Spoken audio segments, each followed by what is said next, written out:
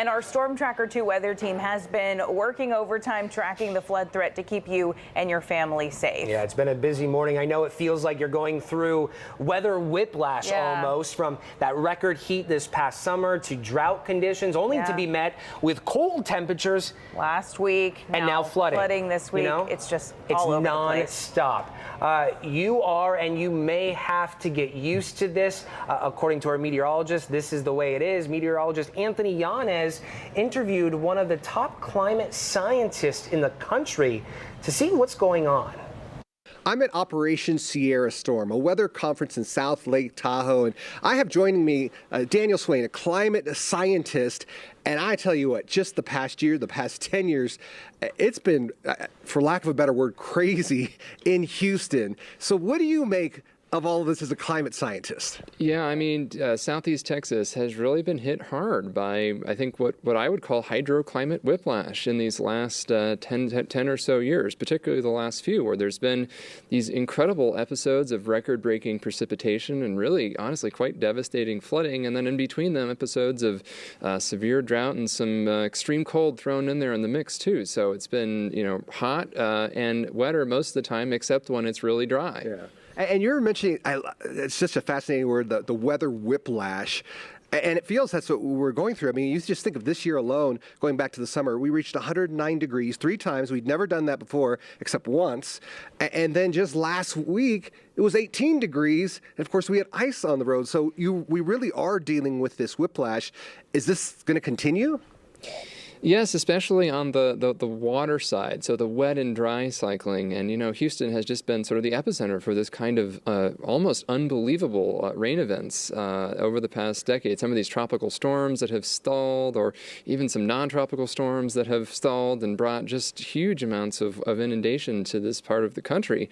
But this summer, it was extraordinarily hot and also humid. That's the other thing, is the Gulf Coast can get really sticky in summer, and this year was just one of those years where it was kind of miserable. And so, put those things together, the fact that it's getting hotter, the summers are even more humid and uncomfortable than they once were, but you're still getting sometimes too much water all at once. So sometimes you want that afternoon thunderstorm to cool things down, but sometimes you really don't want another afternoon thunderstorm because you've already gotten all too much. So, in a warming climate, we do see it's hotter, but we're also seeing this increase in these extreme downpours. And another parts of Texas, we're seeing it's hotter still too in the summer, but we're seeing even more drought. And so these two things do go hand in hand with this increase in hydroclimate whiplash. And when you're talking hydroclimate, as a climate scientist, for people who don't know what you do as a job, when you're looking, we're talking specifically about Houston, when you're looking at California, when you're looking at the country, when you're looking at the world,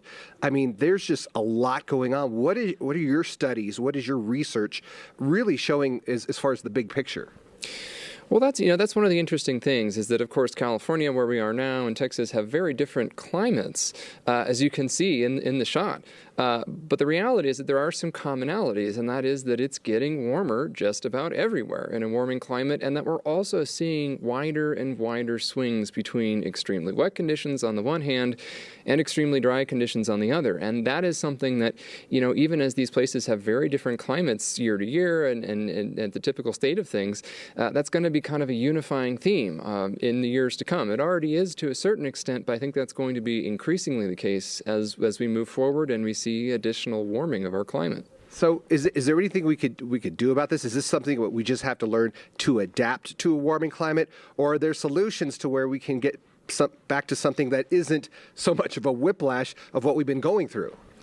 Well, there's a range of things. Obviously, the long-term solution to global warming is to eventually stop emitting those greenhouse gases that are causing the warming in the first place. But in the meantime, I think we do need to be adapting to the changes that are already happening, that we've seen all too often in Southeast Texas in recent years. Has really been an epicenter of this, and think about how we can sort of have these sorts of adaptations that are that match both of these kinds of extremes. So not just flood defenses, not just drought defenses, not just defenses against extreme heat, but really things that help us be resilient to all of these things. So situations that are win-win. When it comes to water, sometimes that's finding places to let the water do its thing.